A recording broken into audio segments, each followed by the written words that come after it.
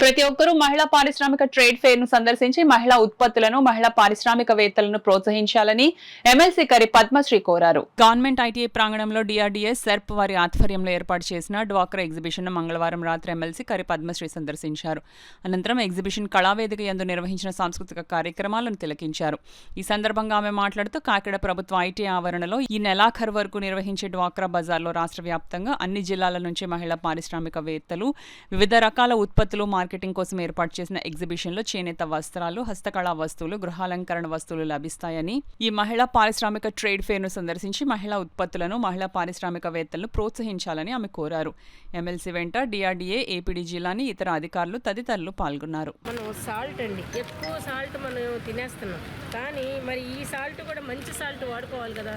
ఇది ఆయుర్వేదంలో వాడే సైంధవ లవణం అనమాట. ఇది మనం వాడుకోవాలి. ఇందులో 70% మినరల్స్ ఉంటాయి ఇందులో.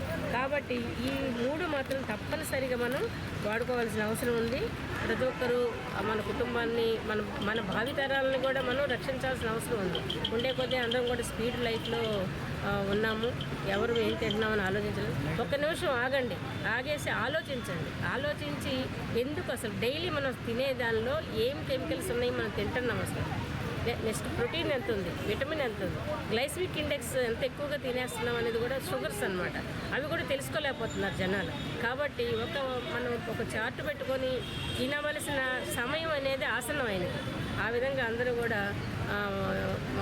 ఇలాంటి మంచి రైతులు పండించే, కెమికల్ లేని రైతులు పండించే ఆహారాన్ని తినాలని నా ఆలోచన అండి. అయితే ఏంటంటే నవారా రైస్ ఇది వచ్చేసరికి షుగర్ పేషెంట్లు ఉంటారు. షుగర్ వాళ్ళు గ్లైసమిక్ ఇండెక్స్ తక్కువ ఉన్నటువంటి రైస్ తినాలి.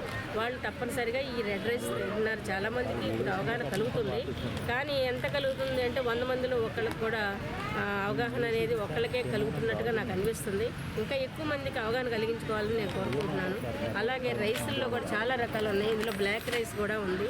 ఇందులో కూడా గ్లైసమిక్ ఇండెక్స్ చాలా తక్కువ ఉంటుంది. అలాగే దేశవాళీ అండి, ముఖ్యంగా ఇవన్నీ దేశవాళీ అండి. ఇది కందిపప్పు అండి, ఇది దేశవాళీ కందిపప్పు అండి. ఇది కూడా చాలా రుచిగా ఉంటుంది, బాగా ఉడుకుతుంది కూడా.